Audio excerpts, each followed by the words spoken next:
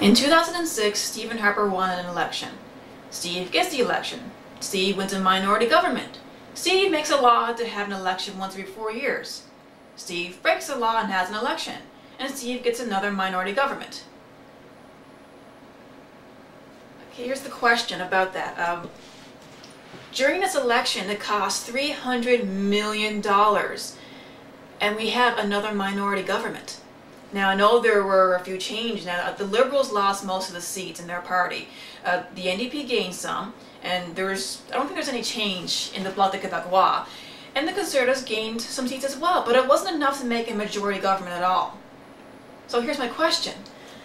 After all the money that was spent, all the time campaigning, was there really a point in this election? Should it even have happened at all? Another thing that's on my mind about this is the low turnout at the polls. Now, I've been looking this up, and apparently only 59% of the registered voters went out and voted. That's actually the lowest in the history of Confederation. Now, I talked to some people about if they voted, and some of them said no. The responses were like, oh, I don't have time to go. Well, if you're working, it is law for the employees to give you time off to go and vote. Some people were saying, well, I'm not in the mood for it, I don't see the point. No point in voting? See, this is what really bothers me. We live in a democracy. In order to choose our leaders, we have to vote for the one that we support the most. And, well, see, people like that don't really understand how much of a difference they could make. Let's say that the person that you support the most didn't get very far in the election. Well, imagine if all of those people got together and voted. There was 40% more people who voted. There could have been a real big change this time.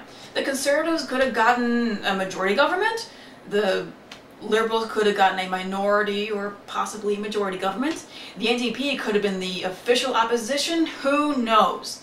But the thing is, unless people really get out and vote, we really can't know, can we? See, the people who really don't bother on going out voting, who don't see a point or whatever, just one little thing I'd like you to think about, okay? See, in 2005, Iraq had its first free election since the American invasion.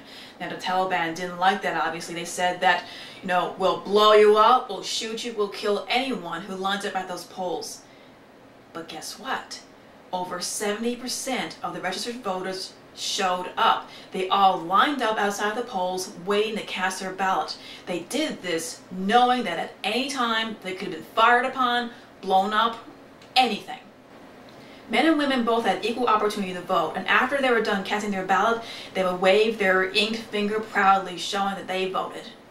To see a country that had its first free vote, had death threats, risk it all just to go out and partake in such a simple democratic right to vote. It's really amazing. And the fact that Canada has such a low turnout at this election, again, it really bothers me, especially considering the difference that could have been made in the government if those extra 40% of people came out and voted. But oh well, that's just how I feel about this subject. Why there's such a low turnout, I'm not really sure. But if you're not registered, you probably should do it now while you can, because with Steve in charge, I don't think the next election is going to be that long off. So this is Jimmy Neko, and as always, thanks for watching my videos, and thanks for lending an ear to my opinions.